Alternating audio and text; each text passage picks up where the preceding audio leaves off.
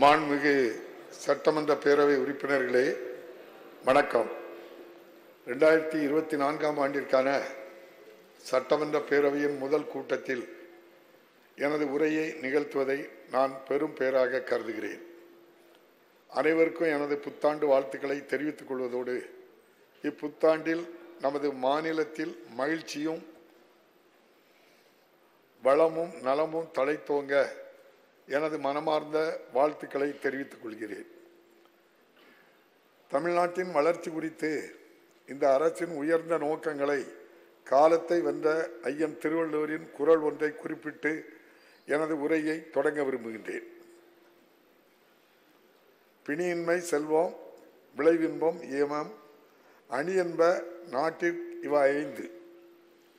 மக்களுக்கு நோயற்ற வாழ்வு, விளைச்சல் மிகுதி, பொருளாதார வளம், இன்ப நிலை, உரிய பாதுகாப்பு ஆகிய 5ம் ஒரு நாட்டுக்கு அழகு.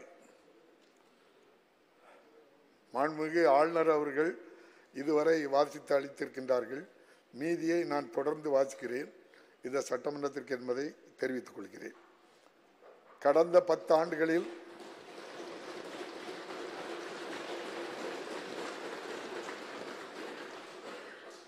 நமது நாட்டின் பொருளாதார வளர்ச்சியின் ஆற்றல் மையமாக தமிழ்நாடு உருவெடுத்துள்ளது.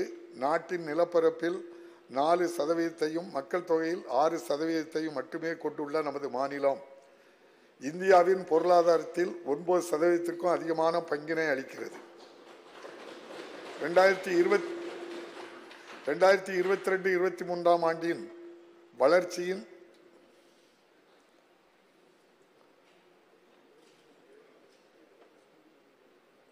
7.2% நிலையான வளர்ச்சி வீதத்தை விஞ்சி நமது மாநிலத்தின் பொருளாதாரம் 8.19% உயர்ந்துள்ளது.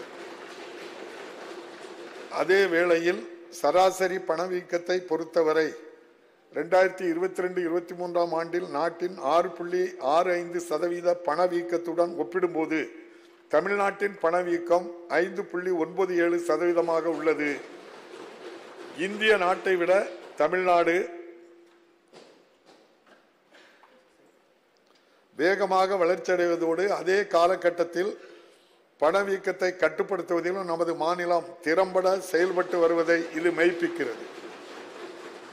மாண்புமிகு தமிழ்நாடு முதலமைச்சர் அவர்களின் சீரிய தலைமையின் கீழ் இந்த அரசின் அயராத முயற்சியின் விளைவாக குறிப்பிடத்தக்க பொருளாதார வளர்ச்சியினை தமிழ்நாடு கண்டுள்ளது. மின்னணு பொருட்கள் ஏற்றுமதியில் ஏற்பட்டுள்ள பெரும் முன்னேற்றத்தினால் 2021-22ஆம் ஆண்டில் 4ஆம் இடத்தில் இருந்து நமது மாநிலம் 2022-23ஆம் ஆண்டில் நாட்டிலேயே முதலிடத்திற்கு முன்னேறியுள்ளது.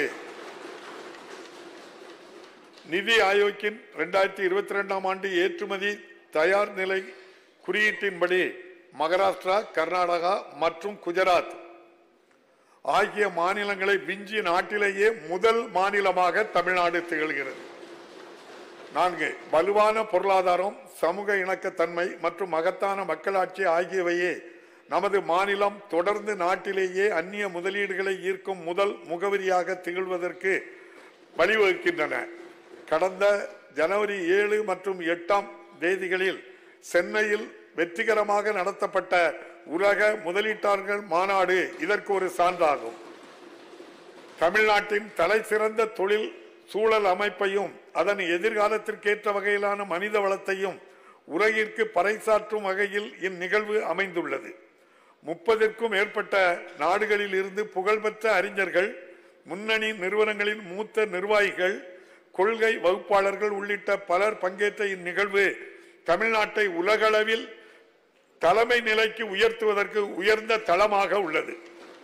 5 உலக முதலீட்டாளர்கள் மாநாட்டின் போது 14.54 லட்சம் நபர்களுக்கு நேரடி வேலை வாய்ப்புகளை உருவாக்கும் வகையில் முன் எப்போதும் இல்லாத அளவிலான மொத்தம் 6.64 லட்சம் கோடி ரூபாய் முதலீடுகள் செய்வதற்கு சாதனை படைக்கும் வகையில் நிறுவனங்களுடன் தமிழ்நாடு அரசு 631 புரிந்துணர்வு ஒப்பந்தங்களை மேற்கொண்டுள்ளது.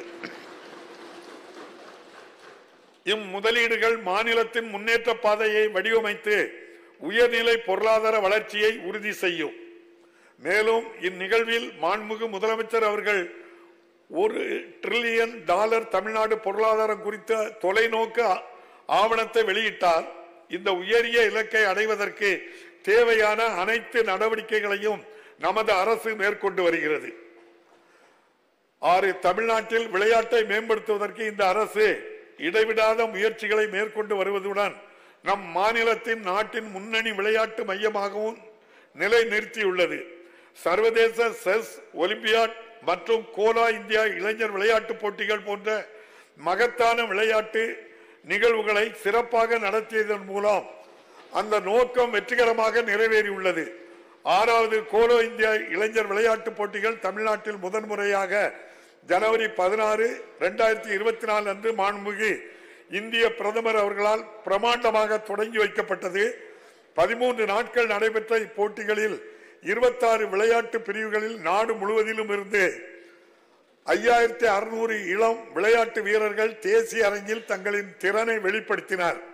இம்முறை தமிழ்நாடு 38 தங்கம், 21 வெள்ளி மற்றும் 39 வெண்கலம் என மொத்தம் 98 பதக்கங்களை பெற்று இந்தியாவிலே 2வது இடம் பிடித்து சாதனை படைத்தது. இந்த நிகழ்வுகளும் நவீன விளையாட்டு கட்டமைப்பு வசதிகளை உருவாக்க அரசால் வடிவமைக்கப்பட்ட பெரும் திட்டங்களும் திறமையான விளையாட்டு வீரர்களை ஊக்குவிக்க உகந்த சூழலை உருவாக்குவதோடு உலகளாவிய விளையாட்டு அரங்கில் நமது மாநிலத்தை ஒரு முன்னணி மாநிலமாக நிலைநிறுத்துவதற்கும் வழிவகுக்கும் என்று நாங்கள் நம்புகிறோம். 7. நமது மாநிலம் கடந்த சில ஆண்டுகளில் பல பேரழிவுகளை சந்தித்த போதிலும் பொருளாதார வளர்ச்சி மற்றும் சமூக முன்னேற்றம் ஆகிய இரண்டிலும் குறிப்பிடத்தக்க சாதனையை அடைந்துள்ளது என்பது பாராட்டத்தக்கது.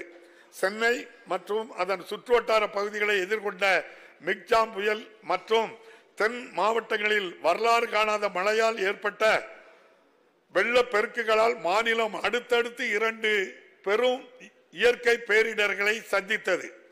மிக்ஜாம் புயல் காரணமாக சென்னை, திருவள்ளூர், செங்கல்பட்டு மற்றும் காஞ்சிபுரம் மாவட்டங்களில் 44 மணி நேரம் வரலாறு காணாத அளவில் தொடர்ந்து பெருமழை பெய்தது. வெள்ள நிவாரண நடவடிக்கைகளை உடனடியாக மேற்கொள்ள முழு அரசு இயந்திரமும் போர்க்கால அடிப்படையில் முடுக்கிவிடப்பட்டு நிவாரண பணிகளை மாண்புமிகு முதலமைச்சர் அவர்கள் தலைமையிலான அரசு மேற்கொண்டது.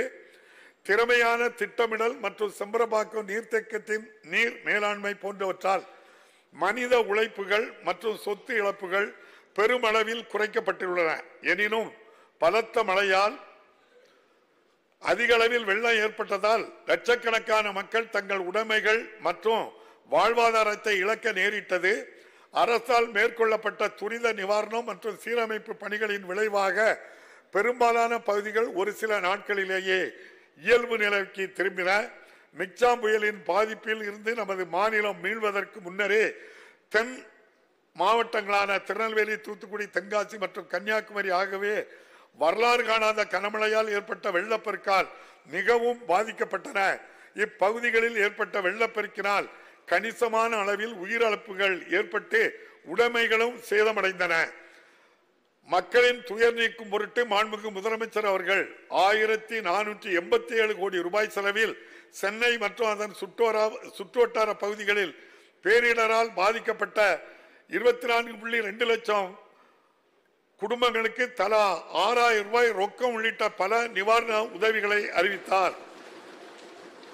மேலும் திருநெல்வேலி மற்றும் தூத்துக்குடி மாவட்டங்களில் பெரிதும் சேதமடைந்த பகுதிகளில் பாதிக்கப்பட்ட 6,63,000 குடும்பங்களுக்கு ரொக்க நிவாரண உதவியாக ரூபாய் 6000 திருநெல்வேலி, தூத்துக்குடி, கன்னியாகுமரி மற்றும் தென்காசி மாவட்டங்களில் சேதமடைந்த பகுதிகளில் உள்ள பாதிக்கப்பட்ட சுமார் 14,31,000 குடும்பங்களுக்கு தலா 1000 ரூபாய் வீதம் 541 கோடி ரூபாய் செலவில் வழங்கப்படும் என்பதை அறிவித்தார்.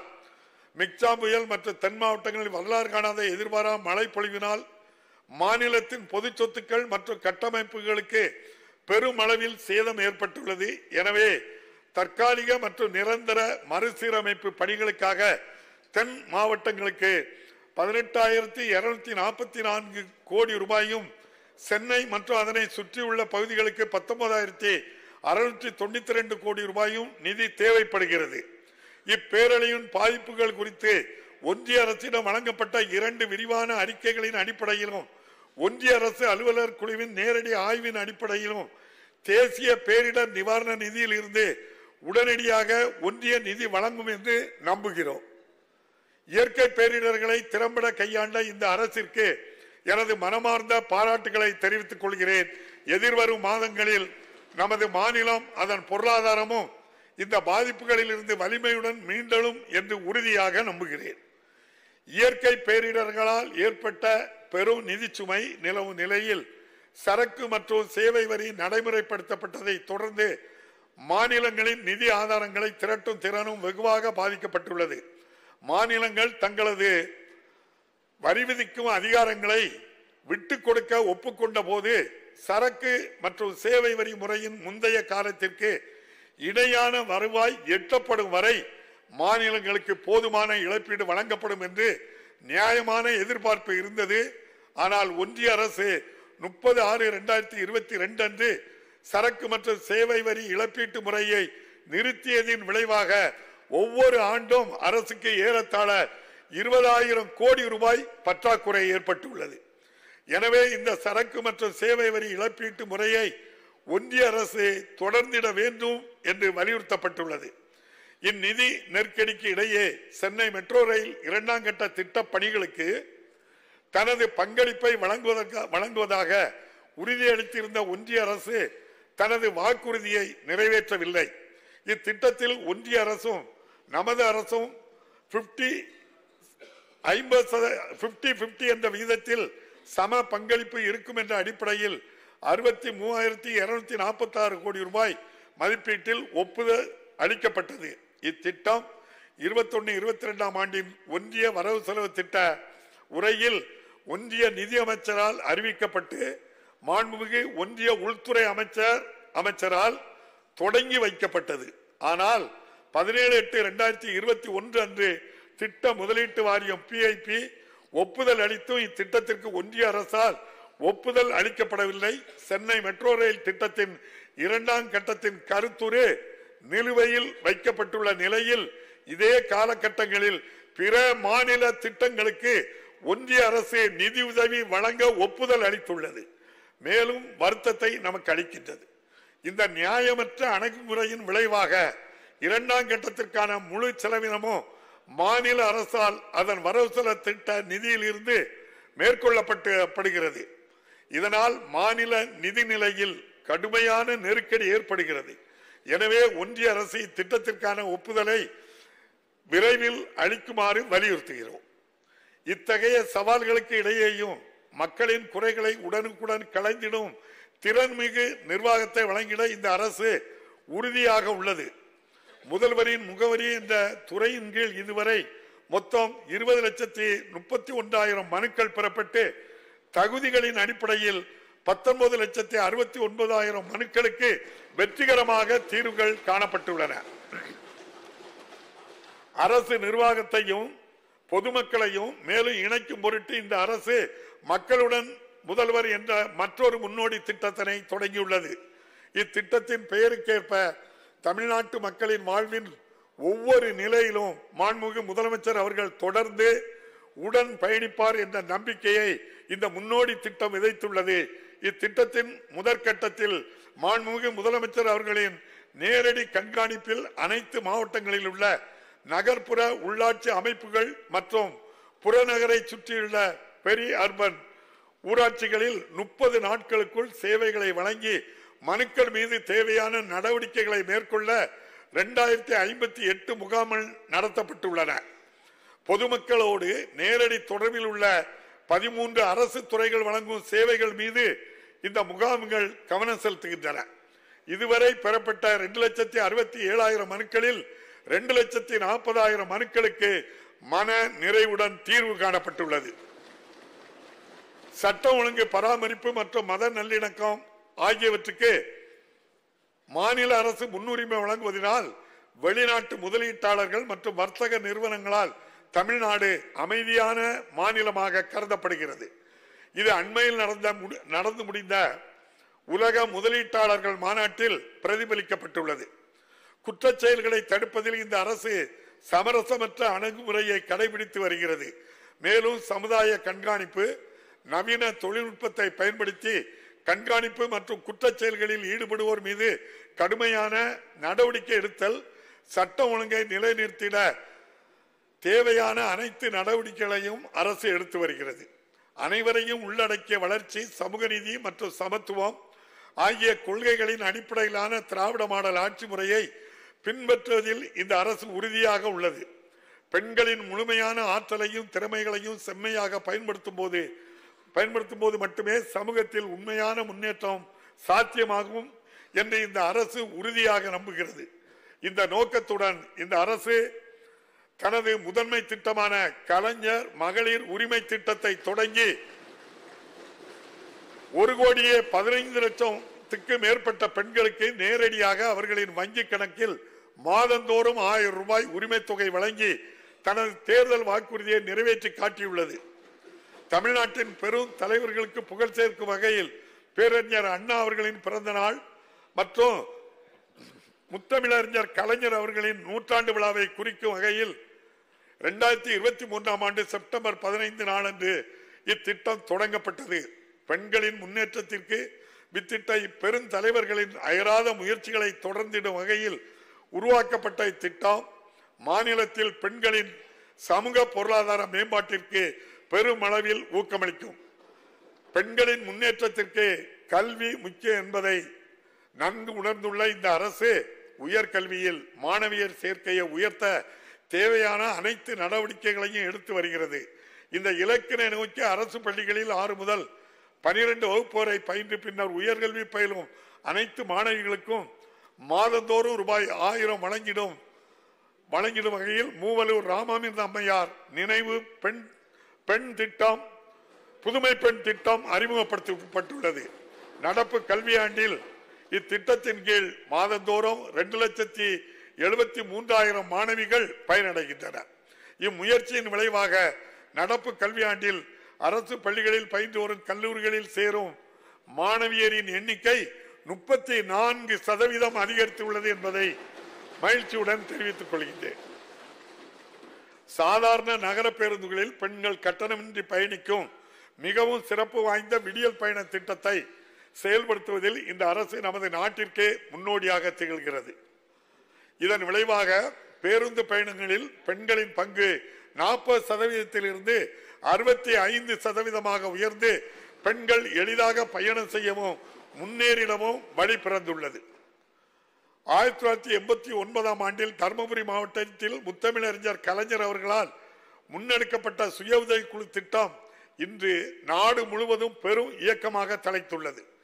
பொருளாதாரத்தில் தன்னிறைவும் சமூகத்தில் உரிய அங்கீகாரமும் பெற்ற மகளிர் சமூகத்தை உருவாக்கும் வகையில் சுய உதவி குழுக்களை விரிவுபடுத்தி மேலும் வலுப்படுத்துவதற்கு இந்த அரசு தொடர் முயற்சிகளை எடுத்து வருகிறது. 2023-24ஆம் ஆண்டில் இதுவரை 3,20,000 ஏழை எளிய குடும்பங்களைச் சேர்ந்த பெண்களை உறுப்பினர்களாக கொண்டு 27,539 புதிய சுய உதவி குழுக்கள் உருவாக்கப்பட்டுள்ளன. மேலும் சுய உதவி குழு வங்கிக் கடன் இணைப்பு திட்டத்தின் கீழ் நடப்பு நிதி ஆண்டில் சுய உதவி குழுக்களுக்கு 30,000 கோடி ரூபாய் அளவிற்கு வங்கிக் கடன் வழங்கிட அரசால் உயர் இலக்கு நிர்ணயிக்கப்பட்டுள்ளது.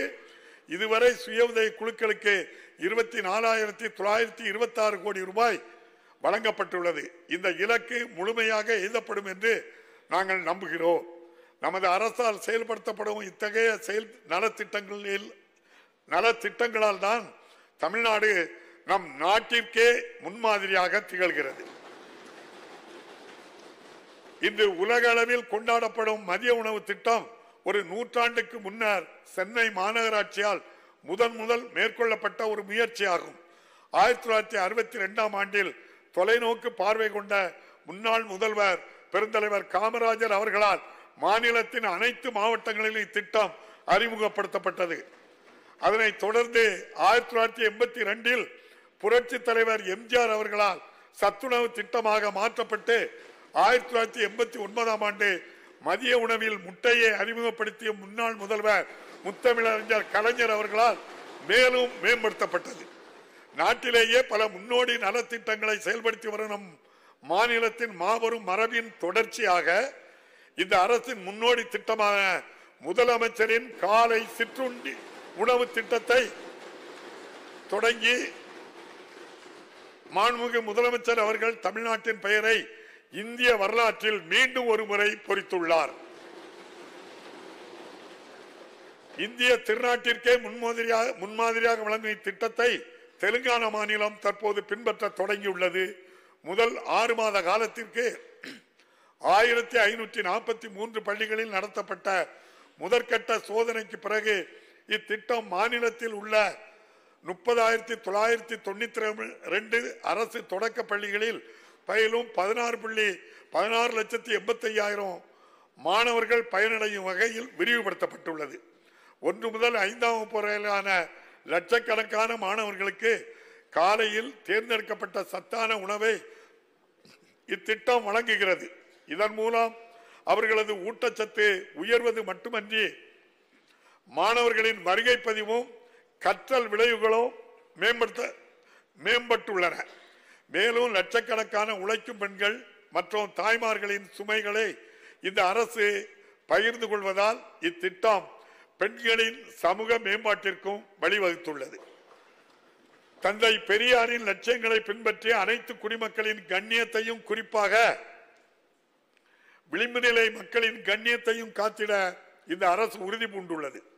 விளிம்பு நிலை சமூகங்களை மேம்படுத்துவது அரசின் தார்மீக கடமை மட்டுமல்ல, மாறாக மக்களின் உரிமை என்று இந்த அரசு நம்புகிறது. இதனை கருத்தில் கொண்டு ஆதிதிராவிடர் மற்றும் பழங்குடியினருக்கான தமிழ்நாடு மேம்பாட்டு செயல் திட்டம் 2024 என்னும் சட்ட முன்வடிவை நடப்பு கூட்டத்தொடரின் போது அரசு அறிமுகப்படுத்த உள்ளது. இதனைத் தொடர்ந்து ஊரக மற்றும் நகர்ப்புற பகுதிகளில் உள்ள ஆதிதிராவிட குடியிருப்புகளில் முழுமையான கட்டமைப்பு வசதிகளை உருவாக்குவதற்காக அயோத்திதாச பண்டிதர் குடியிருப்புகள் மேம்பாட்டு திட்டத்தை இந்த அரசு தொடங்கியுள்ளது. குடிநீர் வழங்கல், மின் வசதி, குடியிருப்புகளுக்கு சாலை வசதி, பூங்காக்கள் மற்றும் நூலகங்கள் உள்ளிட்ட பொது பயன்பாட்டுக்கு வசதிகள் போன்ற 1769 பணிகளுக்காக 2023-24 ஆண்டு நிதியாண்டில் 200 கோடி ரூபாய் மதிப்பீட்டில் மேற்கொள்ளப்பட்டு வருகிறது. மானியத்துடன் கூடிய கடன் உதவி வாயிலாக ஆதிதிராவிடர் பழங்குடியின இனத்தைச் சேர்ந்த தொழில் முனைவோரின் பொருளாதார வளர்ச்சியை மேம்படுத்துவதற்காக அண்ணல் அம்பேத்கர் தொழில் முன்னோடிகள் திட்டம் என்ற முன்னோடி திட்டத்தை இந்த அரசு தொடங்கியுள்ளது. 2023-24 ஆண்டில் 755 பயனாளிகளுக்கு 84 கோடி ரூபாய் மானியமாக வழங்கப்பட்டுள்ளது. ஆதிதிராவிடர் பழங்குடியினர், பிற்படுத்தப்பட்டோர், மிகவும் பிற்படுத்தப்பட்டோர் மற்றும் சீர்மரபினர் சமூகங்களைச் சேர்ந்த மாணவர்களின் கல்வி முன்னேற்றத்திற்கு பெருமளவில் உதவிடும் வகையில் விடுதிகளில் மாதாந்திர உணவு கட்டணம் பள்ளி மாணவர்களுக்கு ரூபாய் 1000 இருந்து ரூபாய் 1400 ஆகவும், கல்லூரி மாணவர்களுக்கு ரூபாய் 1100 இருந்து ரூபாய் 1500 ஆகவும் அரசு உயர்த்தியுள்ளது. இதன் மூலம் மாநிலத்தில் 1,71,000 மாணவர்கள் பயன்பெறுகின்றனர். யாதும் ஊரே யாவரும் கேளீர், கணியன் பூங்குன்றனார். சங்ககால தமிழர் கடைபிடித்த உலக உடன்பிறப்பு நியாயத்தை எடுத்துரைக்கும் இந்த மகத்தான வரிகள் தான் இந்த அரசை வழிநடத்தி செல்கின்றன. வேற்றுமையில் ஒற்றுமை என்ற நமது நாட்டின் உன்னதமான கொள்கைகள் தற்போது கடுமையான அச்சுறுத்தலுக்கு உள்ளாகியிருக்கும் வேளையில் தமிழ்நாட்டில் சமூக நல்லிணக்கத்தை பேணி பாதுகாப்பதில் நமது அரசு உறுதியாக உள்ளது. சிறுபான்மையினர் மற்றும் இலங்கை தமிழர்களின் உரிமைகளை பாதுகாத்து அவர்களுடன் என்றும் நாம் துணை நிற்போம். அந்த வகையில் ஒன்றிய அரசின் குடியுரிமை திருத்த சட்டத்தை தமிழ்நாட்டில் ஒருபோதும் முறைப்படுத்த அனுமதிப்பதில்லை என்பதில் இந்த அரசு உறுதியாக உள்ளது. அரசின் பல்வேறு நலத்திட்டங்களின் பலன்கள் தகுதியானவர்களை சென்றடைவதன் மூலமாகவே அனைவரையும் உள்ளடக்கிய ஒரு சமத்துவ சமுதாயத்தை உருவாக்கிட இயலும்.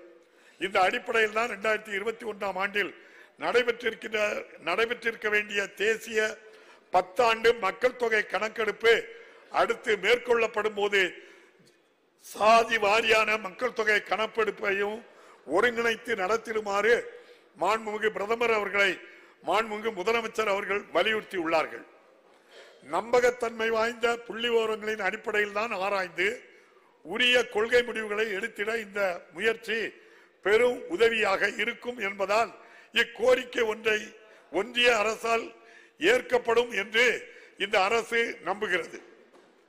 சமத்துவம் மற்றும் அனைவரையும் உள்ளடக்கிய சமூகத்தினை உறுதி செய்த நோக்கத்தின் ஒரு பகுதியாக கடுமையாக பாதிக்கப்பட்ட மாற்றுத்திறனாளிகளுக்கான மாத உதவித்தொகையை ரூபாய் 1500 இருந்து ரூபாய் 2000 மாற்றுத்திறனாளிகளுக்கான ஓய்வூதியத்தை ரூபாய் 1000 இருந்து 1500 இந்த அரசு உயர்த்தி வழங்கியுள்ளது. தமிழ்நாடு மாற்றுத்திறனாளிகள் நல வாரியத்தில் மருத்துவ உதவி, விபத்தால் ஏற்படும் மரணத்திற்கான இழப்பீடு போன்ற உதவிகளும் நடப்பாண்டில் 2 மடங்காக உயர்த்தப்பட்டுள்ளது.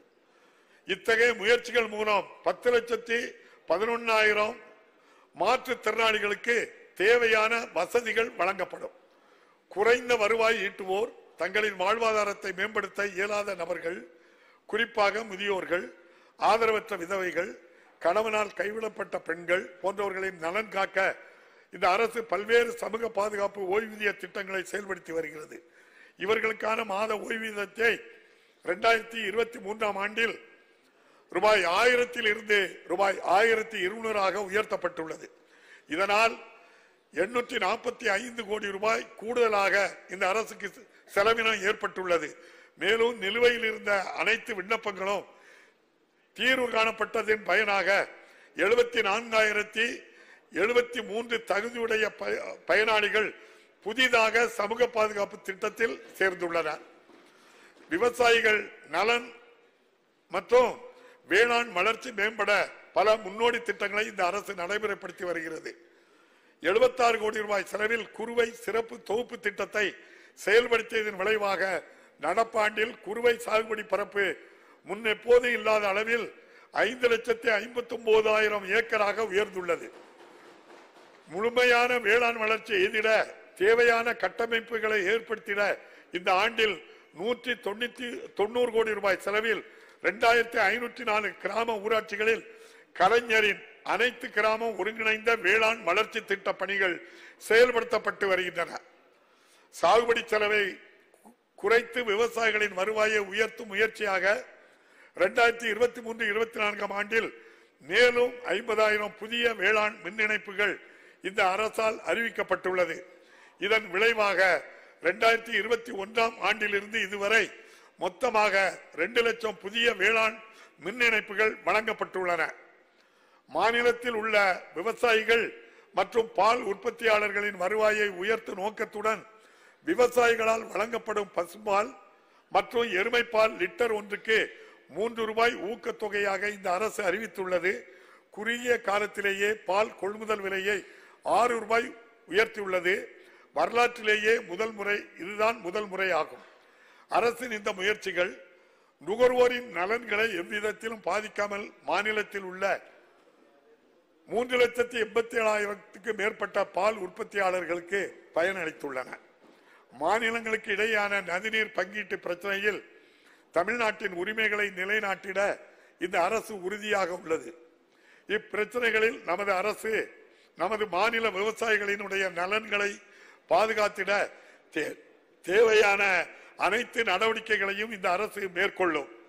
மாண்புமிகு உச்சநீதிமன்ற உத்தரவின்படி காவிரி நதிநீர் மேலாண்மை ஆணையம் நதிநீர் பங்கீட்டிற்கான அறிவியல் ரீதியான கணக்கீட்டை உருவாக்க வேண்டும் என்று தொடர்ந்து வலியுறுத்ததோடு காவிரியில் மேகதாது அணை கட்டுவதை தடுக்க தேவையான அனைத்து முயற்சிகளையும் முன்னெடுப்போம். மீனவர்களின் நலனில் இந்த அரசு மிகுந்த கவனம் செலுத்தி வருகின்றது. மேலும் மாநிலத்தின் பாரம்பரிய மீன்பிடிப்பு பகுதிகளில் நமது மீனவர்களின் உரிமைகளை பாதுகாப்பதில் முழு அர்ப்பணிப்பு உணர்வுடன் இந்த அரசு செயல்பட்டு வருகின்றது. 2023 ஆண்டில் இலங்கை கடற்படையினர் 243 மீனவர்களை அவர்களின் மீன்பிடி படகுகளுடன் கைது செய்தனர். இந்த அரசின் இடைவிடாத முயற்சியால் இதுவரை 242 மீனவர்களும் ஒரு மீன்பிடி படகும் விடுவிக்கப்பட்டு தாயகம் திரும்பினார். இருப்பினும் கடந்த ஒரு மாதத்தில் மட்டும் 88 மீனவர்கள் அவர்களது மீன்பிடி படகுகளும் கைது செய்யப்பட்டுள்ளனர். தூதரக அளவிலான வழிமுறைகளை பின்பற்றி மீதமுள்ள மீனவர்களையும் மீன்பிடி படகுகளையும் உடனடியாக விடுவிக்க பிரச்சனைக்கு நிரந்தர தீர்வு காண ஒன்றிய அரசை இந்த அரசு தொடர்ந்து வலியுறுத்தும். மாநிலத்தின் பல்லுயிர் வளத்தை பாதுகாப்பதில் இந்த அரசு உறுதியாக உள்ளது. இந்த நோக்கத்தோடு மாநில விலங்கின் வாழ்விடத்தை பாதுகாக்க மாண்புமிகு தமிழ்நாடு முதலமைச்சர் அவர்களால் நீலகிரி வரையாடு திட்டம் தொடங்கப்பட்டது. மேலும் மாண்புமிகு முதலமைச்சர் அவர்களால் தாவரங்கள், விலங்கினங்கள் மற்றும் கடல்வாழ் உயிரினங்களை சட்டவிரோத கடத்தலை தடுக்கும் வகையில் தமிழ்நாடு வனம் மற்றும் வனவிலங்கு கட்டுப்பாட்டு மையம் ஒன்று அமைக்கப்பட்டுள்ளது.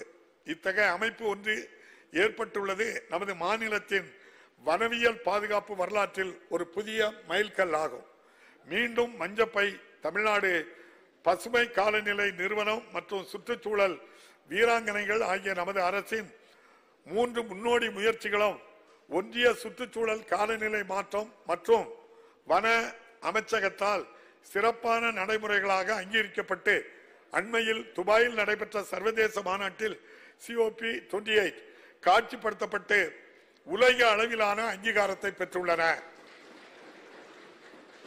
நமது மாநிலத்தின் சுகாதார நிறுவனங்களின் வியத்தகு சாதனைகளால் மருத்துவ சுற்றுலாவில் நாட்டிலேயே முதன்மையான இடமாக தமிழ்நாடு திகழ்கிறது. இதற்காக மருத்துவ கட்டமைப்பின் தரத்தை மேலும் விரிவுபடுத்துவதில் இந்த அரசு கவனம் செலுத்தி வருகிறது. குறிப்பாக 15 மாத காலத்திற்குள்ளாகவே கிண்டியில் 1000 படுக்கைகள் கொண்ட கலைஞர் நூற்றாண்டு பன்னோக்கு உயர் சிறப்பு மருத்துவமனையை 240 கோடி ரூபாய் செலவில் அரசு கட்டமைத்து செயல்பாட்டுக்கு கொண்டு வந்து சாதனை படைத்துள்ளது. தொற்றா நோய்களின் பரவலை தடுக்கும் நோக்கத்துடன் மக்கள் வீட்டில் இருந்தபடியே கட்டணமில்லா மருத்துவ சேவையை பெற்று பயனடையும் வகையில் இந்த அரசால் தொடங்கப்பட்ட மக்களை தேடி மருத்துவம் திட்டம் மாபெரும் வெற்றியை பெற்றுள்ளது. இதுவரை இத்திட்டத்தின் கீழ் 1,07,00,000 கோடி நபர்கள் பயனடைந்துள்ளார்கள். நாட்டிலேயே முன்னோடி முயற்சியாக விபத்து நடந்த முதல் 48 மணி நேரத்திற்குள் அனைவருக்கும் கட்டணமில்லா அவசர சிகிச்சை கிடைப்பதை உறுதி செய்திட இந்த அரசு இன்னுயிர் காப்போம் நம்மை காக்கும் 48 திட்டத்தை அறிமுகப்படுத்தி இத்திட்டத்தின் கீழ் மதிப்புமிக்க எண்ணற்ற உயிர்கள் காக்கப்பட்டு இதுவரை 2,17,000 நபர்கள் பயனடைந்துள்ளனர். மாணவர்களிடையே கற்றல் இடைவெளியை குறைப்பதென இல்லந்தேடி கல்வி மற்றும் அடிப்படை எழுத்தறிவை மேம்படுத்த எண்ணும் எழுத்தும் போன்ற திட்டங்களை செயல்படுத்தி கல்வி தரத்தை மேம்படுத்துவதற்கு இந்த அரசு முனைப்புடன் செயலாற்றி வருகிறது. குறிப்பாக இல்லந்தேடி கல்வி திட்டம் தன்னார்வர்கள் மூலம் 1,65,000 மையங்களில் செயல்படுத்தப்பட்டு வருகிறது. மாநிலத்தில் 24,86,000 மாணவர்கள் பயன்பெற்று வருகின்றனர். குழந்தைகள் மற்றும் பெரியவர்கள் மத்தியில் வாசிப்பு பழக்கத்தை வளர்க்கும் வகையில் 2 லட்சம் சதுரடியில் 6 மாடி கட்டிடத்தில் 4 லட்சம் புத்தகங்களை கொண்ட அதிநவீன கலைஞர் நூற்றாண்டு நூலகத்தை மதுரையில் சுமார் 218 கோடி ரூபாய் செலவில் இந்த அரசு அமைத்துள்ளது.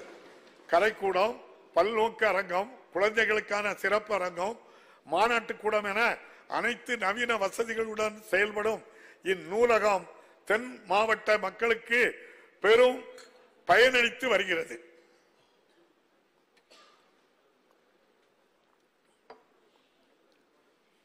உயர்கல்வி நிறுவனங்களை உயர் சிறப்பு மையங்களாக தரம் உயர்த்துவதில் இந்த அரசு கவனம் செலுத்தி வருகிறது. தொழில்துறைக்கு தேவையான திறன்மிகு பணியாளர்களை உருவாக்குவது மட்டுமல்லாமல் நவீன அறிவியல் ஆராய்ச்சிகளை ஊக்குவிப்பதன் மூலம் பல்வேறு துறைகளின் முன்னேற்றத்திற்கும் இது வழிவகுக்கிறது. தொழில்துறை 4.0 தரநிலையை எய்துவதற்காக தொழில்துறை அமைப்புகளுடன் இணைந்து 3,014 கோடி ரூபாய் மதிப்பீட்டில் 45 அரசு தொழில்நுட்ப கல்லூரிகளிலும் 2,877 கோடி ரூபாய் மதிப்பீட்டில் 71 அரசு தொழிற்பயிற்சி நிறுவனங்களிலும் ITI பாடத்திட்டங்களையும் கட்டமைப்புகளையும் மேம்படுத்துவதற்கான முன்னோடி திட்டத்தை இந்த அரசு செயல்படுத்தி வருகிறது. 10 லட்சம் இளைஞர்களுக்கு தொழில் சார்ந்த திறன்களை வழங்கிடும் உயரிய நோக்கத்துடன் தொலைநோக்கு பார்வை கொண்ட நான் முதல்வன் திட்டத்தை மாண்புமிகு முதலமைச்சர் அவர்கள் தொடங்கினார். 2022-23 ஆண்டிலேயே எதிர்பார்ப்புகளை தாண்டி இத்திட்டம் 13 லட்சத்திற்கும் அதிகமான மாணவர்களுக்கு பயிற்சி அளித்து இலக்கை தாண்டியது.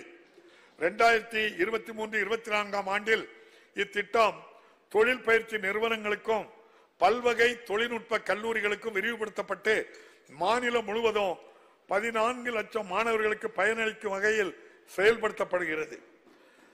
மேலும் இத்திட்டத்தின் கீழ் கடந்த ஆண்டு 1,84,000 விண்ணப்பதாரர்களில் 1,19,000 மாணவர்கள் வேலை வாய்ப்பை பெற்றதன் வாயிலாக இத்திட்டம் மாபெரும் வெற்றியை பெற்றுள்ளது. மாநிலத்தில் வேலைவாய்ப்பை பெருக்கிட குறு சிறு மற்றும் நடுத்தர நிறுவனங்கள் ஆற்றிடும் மகத்தான பங்கினை இந்த அரசு உணர்ந்துள்ளது. கோவிட் தொற்று காலத்திற்கு பிறகு இந்த துறைக்கு மிக முக்கியமான கடன் தேவைகளை நிறைவு செய்யும் வகையில் தமிழ்நாடு கடன் உத்தரவாத திட்டத்தை இந்த அரசு அறிமுகப்படுத்தியது.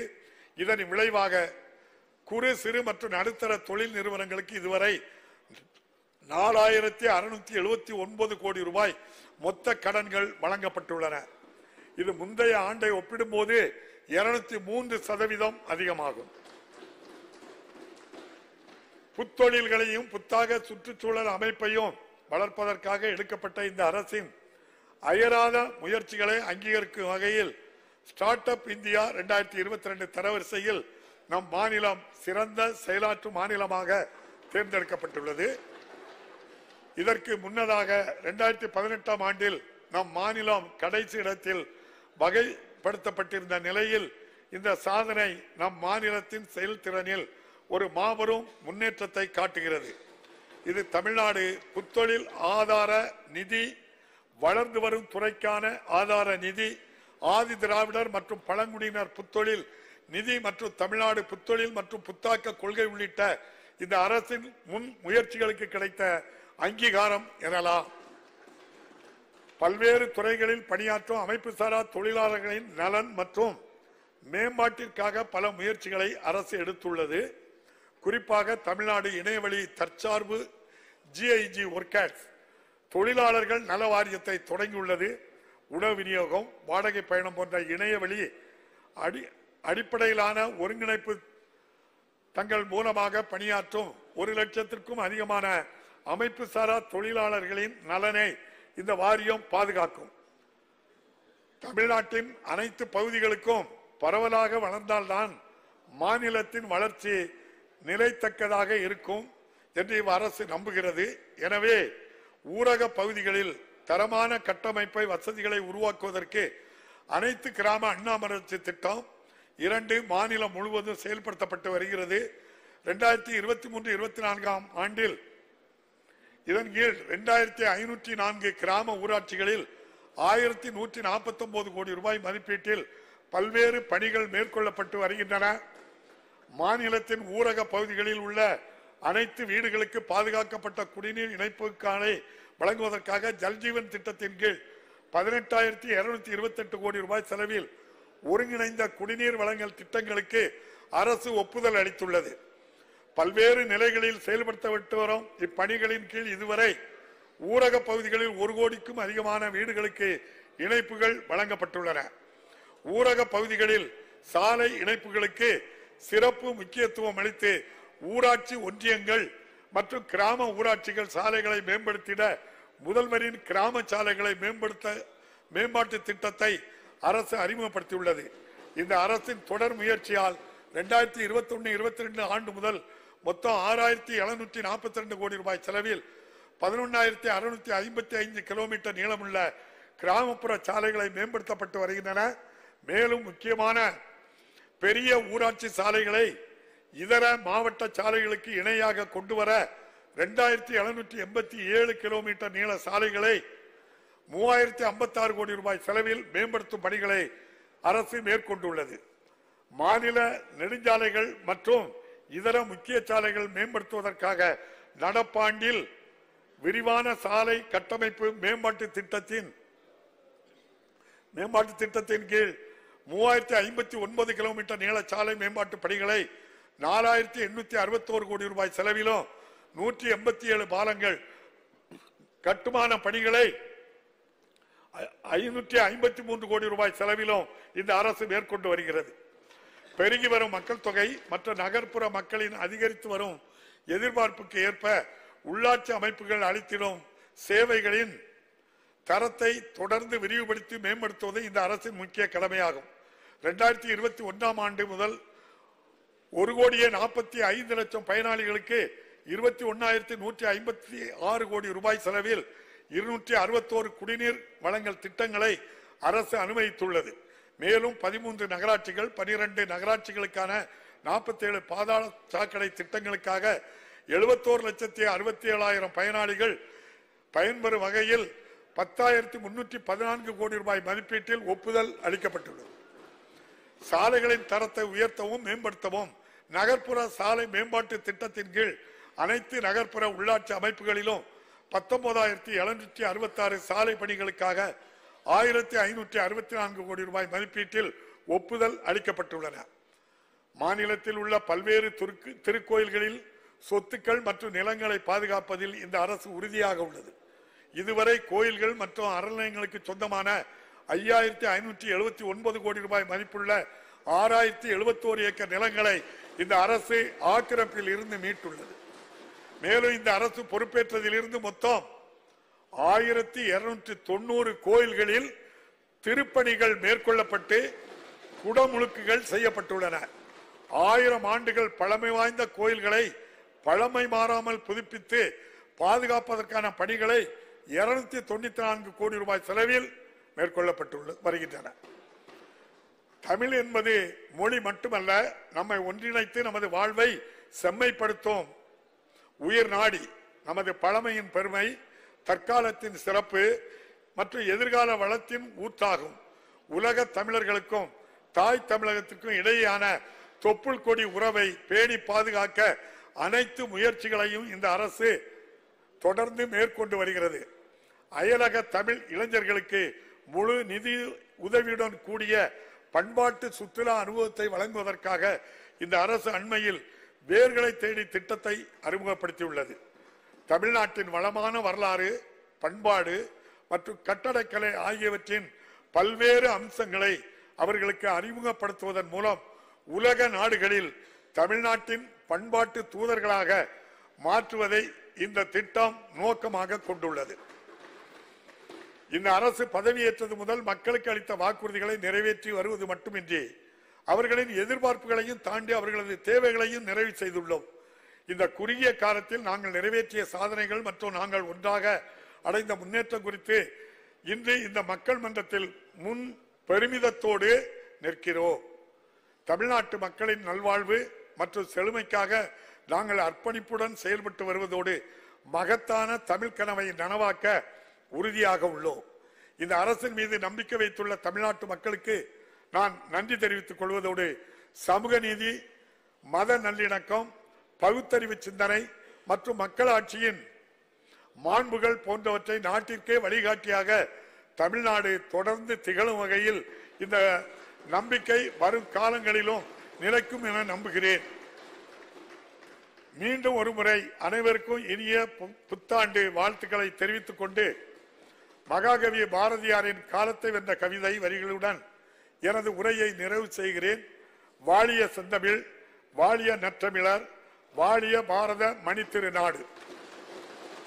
நம்முடைய மாண்புமிகு ஆளுநர் அவர்களை முறைப்படி அழைத்து வந்து அவர்களிடம் இந்த தமிழ்நாடு அரசு ஆளுநர் உரைக்கு தயாரிப்புகளை எல்லாம் அவர்களுடைய ஒப்புதல் பெற்று அதை வாசிப்பதற்காக வந்தார்கள். வந்த இடத்தை நான் அதை குறைவாக வாசித்தார்கள். அதை குறையாக நான் சொல்ல விரும்பவில்லை. ஆனால் அதன் பின் ஜனகணமன பாடியிருக்க வேண்டும் முதலில் என்று ஒரு கருத்தை சொன்னார்கள். அதாவது எல்லோருக்கும் நிறைய கருத்துக்கள் இருக்கு, அவற்றையெல்லாம் பேசுவது மரபல்ல. மிக உயர்ந்த பதவியில் இருக்கின்ற மாண்புமிகு ஆளுநர் அவர்களை இந்த அரசு, முதல்வர், முதலமைச்சர்கள், சட்டமன்ற உறுப்பினர்கள் எத்தனையோ கருத்து கொள்கை வேறுபாடுகள் இருந்தாலும் மாண்போடு நடத்துவதுதான் இந்த தமிழக அரசினுடைய பண்பு, முதல்வருடைய பண்பு. அதில் மாற்றமில்லை. நம்முடைய மாண்புமிகு ஆளுநரை நான் அன்போடு கேட்டுக்கொள்கின்றேன். உங்கள் மனதில் இருப்பதை நீங்கள் சொன்னீர்கள். எங்கள் மனதில் இருப்பதை, இவ்வளவு பெரிய வெள்ளம் புயல் ஏற்பட்டிருக்கின்றது, ஒரு பைசா கூட நிதி தரவில்லை, பல லட்சம் கோடி ரூபாய் நம்முடைய மாண்புமிகு PM கேர் ஃபண்டில் உள்ளது. PM கேர் ஃபண்டு இந்திய மக்களால் கணக்கெழுத முடியாத, கணக்கு கேட்க முடியாத பண்டில் இருந்தாவது ஒரு 50,000 கோடி ரூபாயை ஐயா வாங்கி தந்தால் நன்றாக இருக்குமே என்று நான் கேட்கலாமே. நீங்கள் சவார்கர் வழியில் வந்தவர்களுக்கும் கோட்சே வழியில் வந்தவர்களுக்கும் சற்றும் குறைந்தவர்கள் அல்ல. தமிழ்நாட்டு சட்டமன்றமும் சரி என்பதை கூறி மாண்புமிகு அவை முன்னோர் அவர்கள் தீர்மானத்தை நிறைவேற்றிட்டு மாண்புமிகு பேரவைத் தலைவர் அவர்களே, ஜனகணமன என்னதான் பாடு. தற்போது இந்த ஆண்டிற்கான முதல் கூட்டத்தொடரின் தொடக்கமாக சட்டமன்ற பேரவை மரபுகளின்படி மாண்புமிகு ஆளுநர் அவர்களின் உரை நிகழ்ந்துள்ளது.